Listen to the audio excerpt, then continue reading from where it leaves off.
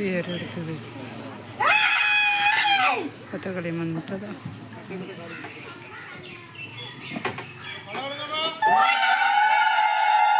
இப்பொழுது அன்னை ஆதிபராசக்தியுடைய விமான கலசத்திலே சிவாச்சாரி அவர்கள் அபிஷேக தீர்த்தத்தை அபிஷேகம் செய்து கொண்டிருக்கின்றார்கள்.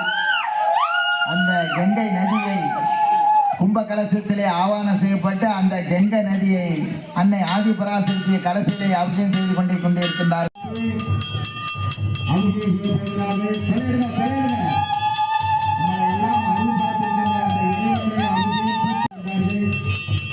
பக்தர்கள் அதை அறிந்து நமக்கு அருள்